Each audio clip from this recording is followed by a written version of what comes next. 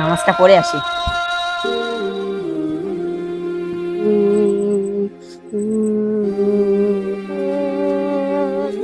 হুম, আরে দীপ ভাই,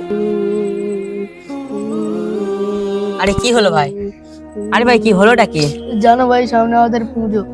মাও নি, বাপও নি, আমার কেউ নেই, আমি একা। জানো ভাই, আমার একটাও জামা হয়নি, সেই জন্য ভাই আমি কান্না করছি।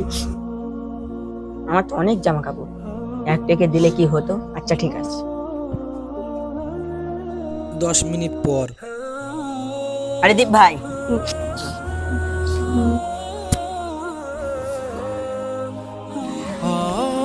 আরে ভাই, আরে ভাই, তুমি মুসলিম হয়ে আমার জামা কি করেছো? আরে ভাই হিন্দু মুসলিমের কোনো ভেদাভেদ নেই, আমার সব ভাই ভাই।